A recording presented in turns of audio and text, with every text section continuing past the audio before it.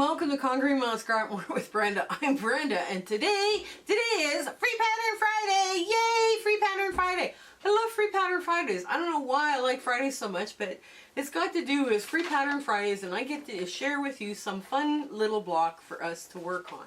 So, I have taken this pattern. Now, you'll find this pattern, the PDF is in the show notes below this video on YouTube, but as well as our link for Kim at Shamrock Quilt Studios. Now, Kim is new, she's starting out, so if you go like what you see, tell her Brenda from Conquering Mount Scrapmore sent you. So this is going to be one of those fun little surprise shout outs so she doesn't know it's coming. So also share, like, and subscribe if you see what if you like what you're seeing here. I mean, over half of you aren't subscribed yet, and we're kind of, okay, maybe it's a commitment thing, I guess, we're not sure. But what you're going to need for this is, of course, this block is called palm leaf. Now, I've switched this up because I can. So what I'm going to show you is how I play with a very basic traditional block and switch it up and make it my very own. So download your pattern, get your rotary cutter, your add-a-quarter ruler, your scraps that you're going to need, some paper scissors, and a ruler for trimming the block, a cutting mat, and of course, to mark your pattern, your trusty tracing wheel. I just about forgot the name of this right now. So come on, we've got lots of sewing to do today. Okay, so this is the pattern. You'll need to print 4 pages to do the whole palm leaf. But what we've done is I have marked on my paper where I want my dark blue, where I want my dark medium blue, and my light blue. And on the same on this side. The leaves of the palm are going to be green. Now what I've done is I've lined them up. And you notice A1 starts here and you go to A7, and B1 starts here and you go to B7. That's so that when you put these two pieces together, the seams will nest, right? So it's kind of, and the block actually does lay flatter. So let's just tell you what, I'm just going to do one side of this. Well, we'll try and do 2 sides and see. Hopefully we won't confuse you too badly. And we're going to lay them out because all of them are cut. It shouldn't take that long to do. Right? Now, what you want is you want this and this together. Okay. And now you're going to swish it around until you get that perfect lineup. And there we are. Now we're just going to put this under our sewing machine. Oops, there we go.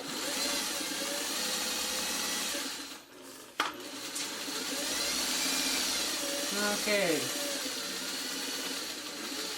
If you're wondering what I did, I just knocked something on the floor. Because it was in the way. Okay, so that's one. Now, as you're doing these, you're going to be doing 4 of them. So I would suggest you do all the A's and then all the B's, because otherwise it could get a little confusing. And it's just, being confused on this is not fun. So what we're going to do is I'm going to line it up like this, right? Just like so. And I'm going to put this just like so, right? Because I know I've got a good 1/4 inch there. There we go. And I'm going to sew all the way to the end. There. Now, because we did the stitch marking, I don't know if you can, hopefully you'll be able to see the marks I made on this. I don't, you can feel them, right? You know pretty much where this is going to fold. Now, when you do that stitch marker, this tracing wheel, right? It also makes that paper easier to fold, as well as it makes the, and I'm on a bump, so I can't do there. Okay, so it also makes the fabric easier to fold, but it also keeps everything, it makes the paper come off easier too, right? So that's kind of a nice little thing to have happen. Now I want to take this one now, oops, and I'm going to put it just across like this. just nice and neat. Here we go. There. Oops.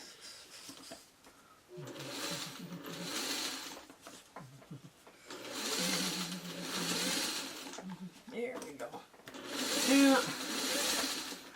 When I first did this block a while ago, and I was playing around and playing around and playing around, I thought, oh, I gotta show you this block as just a piece, like for Free Pattern Friday, because I just fell in love with it and how cool this would look. Actually, I did this block. When I did this block, it was for a block of the month challenge that you had to come up with something different, something new and improved and fun. So I thought, okay, let's do this. Let's have fun with this one. So now I'm going to roll that out like so. There we go. And now I don't know if you can, hopefully you can see that I have the original foot. And that original foot has a big toe and a little toe. And you can see the lines better on that. That's something that I just really, really like. I'm pulling from this pile for this one. And, yeah, just pull that away. Trim it off. And I have a fun idea what I'm going to do with all these little bits when I get done. But not right now. Okay. There. And put this down like so.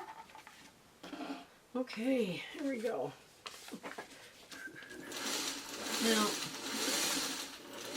if I make a mistake, I'll show you how I fix them.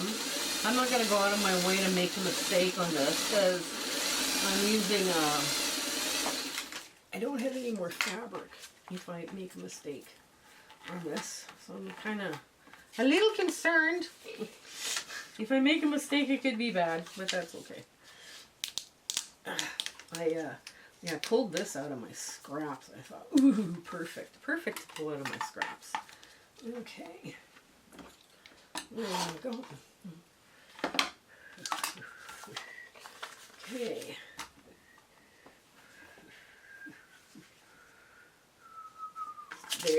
There we go. There. Now, basically what you do if you make a mistake is you pick from the side with the fabric. Right? That is important. Important to know that's where you would do your picking from. Right? That way you're not making a mess somewhere else, right?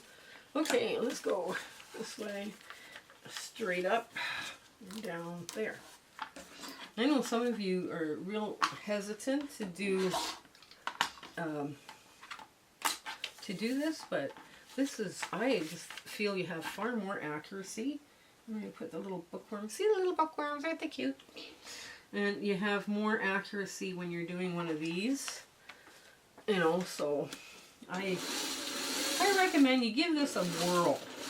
You know, if you're kind of like, oh, I don't want to do this, you know, try it once. And you might find that you just love it, you know. But, you know, it's kind of up to you what you want to do with your craft, right? Or your, you know, your passion, if you're passionate about quilting. You know, and lots of times, too, this also improves your skill.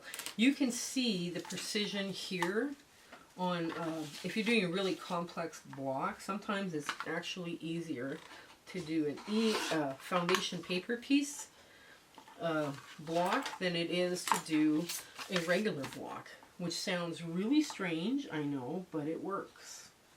Well, let's just get this one here, roll this out, just like that. There we go.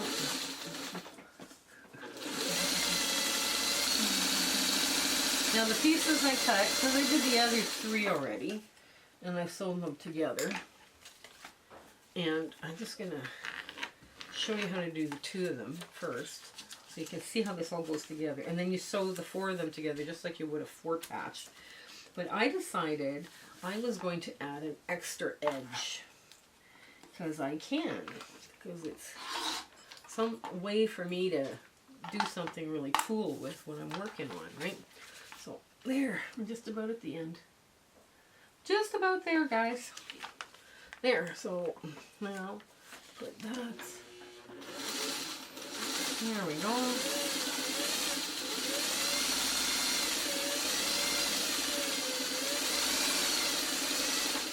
All the way. There. There we go. There. Nice. Okay. There.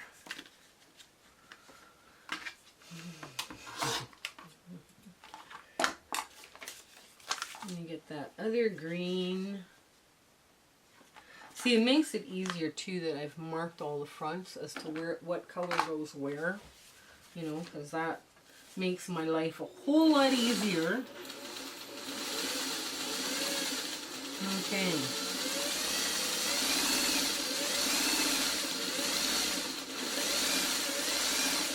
Okay. And okay, last piece. It goes on nice and neat.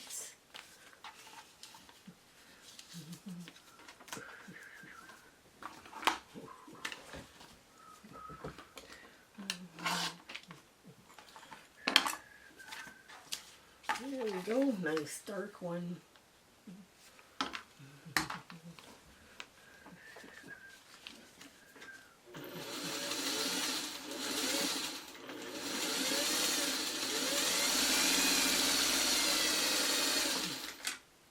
And the last piece goes on here. There. And there we go. And just by having your pieces kind of pre-cut, just speeds up this process quite a bit. Because right now, it's, when I look at the time, it's taken us just a little bit over 10 minutes to get to this point, which is pretty good for a foundation paper piecing project. So I'm going to put the light one here, right down here. There we go. And there. I'm going to put it under the needle. Ah. Okay. Well, so much for me showing you what to do if you have a mistake. Dang. Oh well. I guess I'm the only person who wants to make mistakes on film. Well, otherwise you don't know how to fix them, right? If somebody doesn't show you, sometimes people don't know how to fix stuff. So it's like, it's better sometimes if I make a mistake and show you right away. But anyway. So, here we go. Now, here we go. I'm going to cut that off. Now, I am just going to finger press. All of this has been finger pressed. None of this has been touched with an iron. You watched me make it, right? So this, now, this goes like this. Here, now, the first thing we're going to do is we're going to get the long piece. And just move all that little bits of stuff out of the way. Get this out of the way. Okay. So, I'm going to cut this one first. Okay.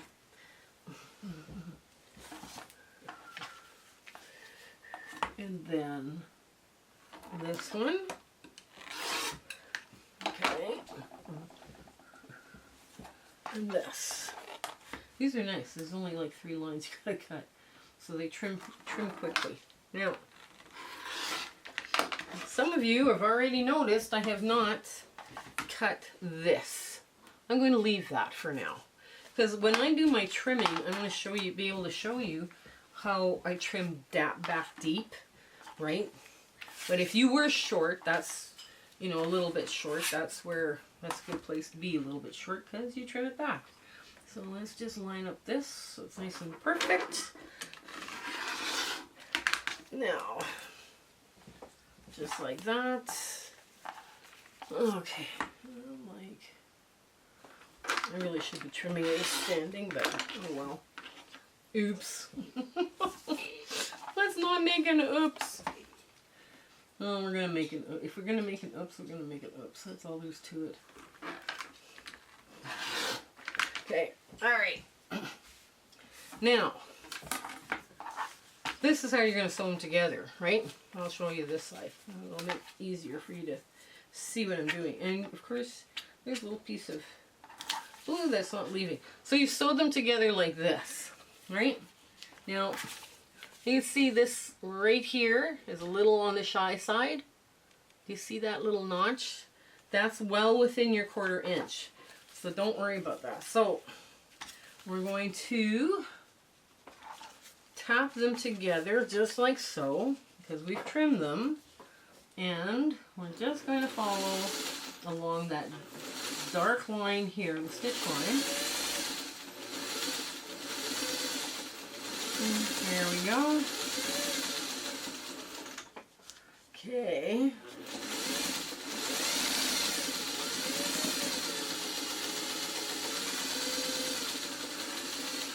Okay. Now I'm just going to run another 2 through, and let me grab the rest of them. Yeah. I'll just give this one a trim right on the corner so you can see how much I've trimmed out of the way.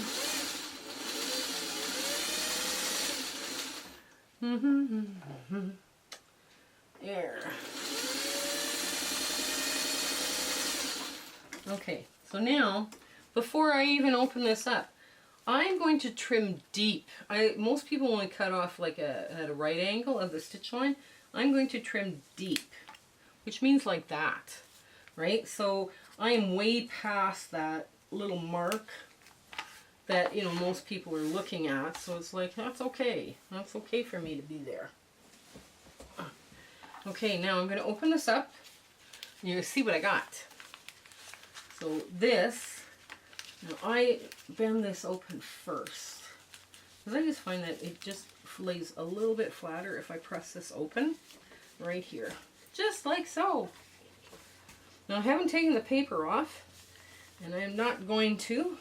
And you see where that little piece was missing? It's gone. It's in that seam allowance, and it's gone already, right? So here we are.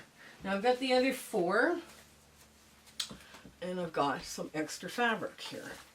So what I'm going to do now, I'm just going to lay them out like so, and I'm going to sew them into a 4 patch like that, and lay it out like that. So first off, we're going to just do this. Okay. Now I'm going to make sure I line it up and keep everything lined up. You can mark with pins if that makes you feel a little bit more comfortable about this. Okay, there's one. Oh, there it is. I was reaching for the wrong one. Oh, it's always. Okay. Then we're going to go and start with the hard part first. Okay. Make sure everything down is lined up just so. And run 2 more through. I might get through this color of blue yet. That'll be nice. And move on to a different color blue. I'm making a little 4-patch quilt out of all these leader and enders, in case some of you are wondering, what are you going to do with millions and millions of 4 patches? Okay. So now we have to open this up like so, and sew these together, right? Now, because we open this, we don't have to open this. We can flip this to one side or the other, right? It's up to you, whatever is making you feel more comfortable. I think, for the purposes of this, I'm going to open them up, because I think that might work better for me. It just might. I mean, it's perforated already. It's going to bend easily. Okay, so you just want to squish that in with your finger. Okay, now carefully sew. Line up all your paper and carefully sew to the middle.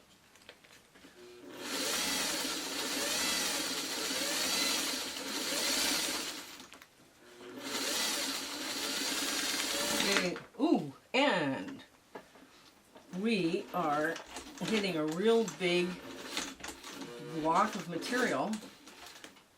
Okay, let's go back.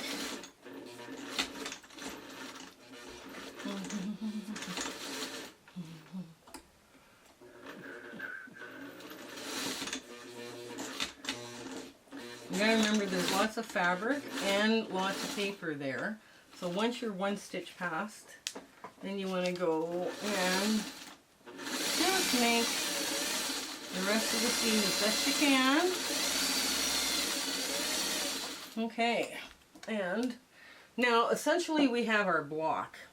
And this block is only going to end up being a 10.5-inch block. But I want it a little bigger because I want to have a little bit of drama going on here. Because we can. And drama sometimes in a block is fun. So I cut some 2.5-inch strips. Alright, now that sounded.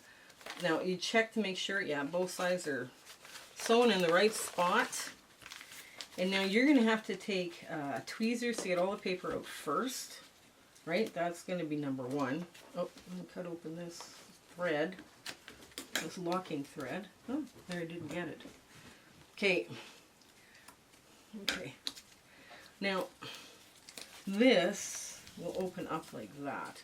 You're going to have to take a flatter or fabric starch and soak the middle, and once all the paper's out, and then maybe flatten it with a hammer, because there's going to be lots of paper there coming, but this is your block. We're not done yet. Okay, so I have not cut these strips, so I got 2 strips at 10.5. I'm going to need 2 strips at 10.5. Okay.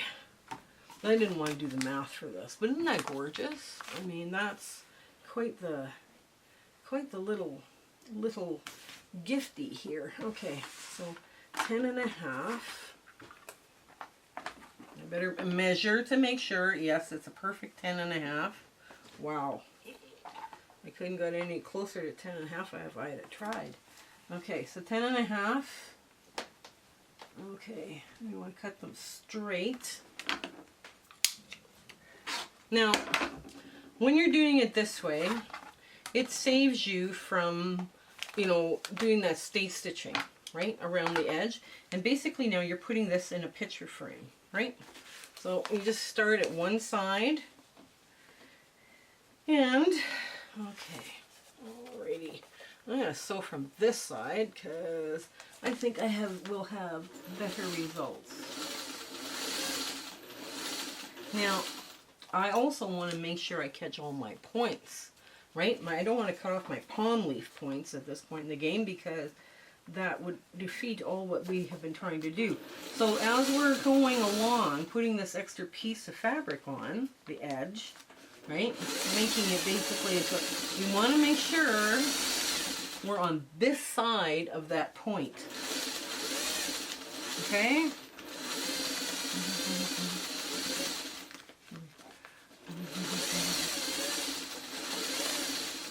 Now I just added a 2.5-inch strip, so this is probably going to end up being like 14.5 square when we're done. And that's kind of an odd size, but it's okay. It's okay. Now, we'll get there.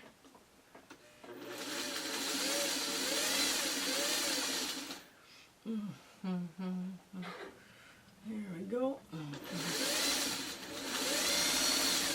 It also sounds like it's going to rain outside here any minute.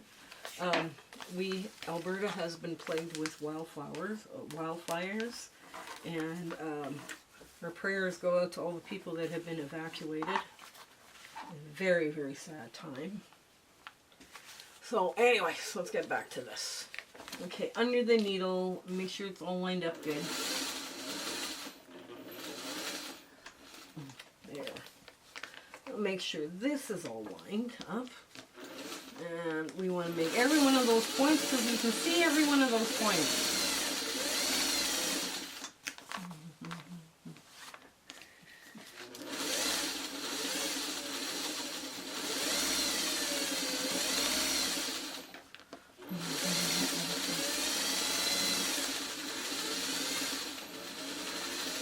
Okay, now the last two pieces should be 14 and a half, but I also hit a new color. Yay. I hit a new color on my little blocks. I'm excited. Yeah, it's amazing how many little blue blocks will take to make something. And I'm trying to get rid of my blue blocks, or my blue box of scrap fabric, because it will not fit into my bucket. So according to this is 14 and a quarter. Why is it 14 and a quarter? Okay, well, it's 14, okay, 14 and a half, okay.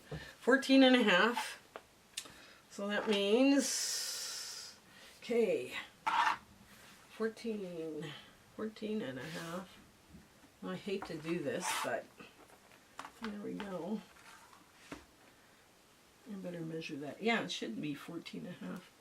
Okay. I hate to use the 0 line, but apparently it won't let me do it any other way because my rule is too short. Okay, let's get the last 2 strips on and we'll get to our ta-da moment. Okay, so this is our big ta-da moment. Isn't this beautiful? I made this block for a challenge on Make a Leaf block from our the Edmonton Modern Quilt Guild. And when I sent it in, I was like, I need to do this again. I need to show people how simple and fun this is. This one's finished at 14 and a half because I used 2.5 inch strips on the outside. Now, if I wanted it to be a smaller block, I would just use 1.5 inch strips. But I really like that big finish. And you could make this so beautiful just by doing scrappy. The light does come together to the light part of this block comes together to form a cross, right? And you still do get an idea of a palm block, but not really, because this is a the green is a medium. I could have used a really dark green, but I thought, okay, I'm going to pick a medium and then go the dark blues on the outside and have that medium, dark medium and a medium in the blues kind of blend in with the medium green, right? So you don't need a lot of contrast on here to make something like just very subtle and very spectacular. So I do hope you give this one a try, and do consider giving foundation paper piecing a try. I love doing a lot of it, and our next sew along is going to be all foundation paper piecing. So if I can get my cameraman to give me Charlie's quilt, I'll show you what we're going to be looking at. This is the one I'm writing up right now, and this is a crib size, so we're going to make ours a little bit bigger, and this is all foundation paper piecing. And this turns out, I made this one totally out of scraps. So this was just, you know, stuff that was hanging around, and the scrap size you need is, I'm going to say 10 by 10, but you can go smaller. But look for things like tone on tones, not too much busy print or whatever, so the color looks real, because they're pretty small pieces, some of this stuff. And I would recommend you do it in solid blacks, right, in the background and for the snowflake part, because it does make it look like a cathedral window, so, or a church window.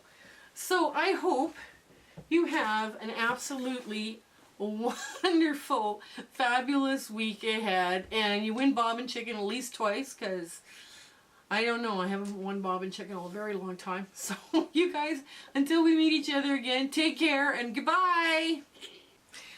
My husband and I would love to thank you for all of the amazing people that we have met along this crazy YouTube adventure that we've been having. We do free speaking engagements too, so if you're part of a guild and they're looking for, you know, people to talk and, you know, and chat with, you know, in their monthly meetings, tell them that I'm doing free ones just to help the guilds out, because it's been a tough time for the guilds as well. You know, share, like, and subscribe with your friends. You know, make sure that they're, you know, they get the word out on us. That's the best way you can do to help us out. So until we meet again, I want to thank you. Okay, goodbye.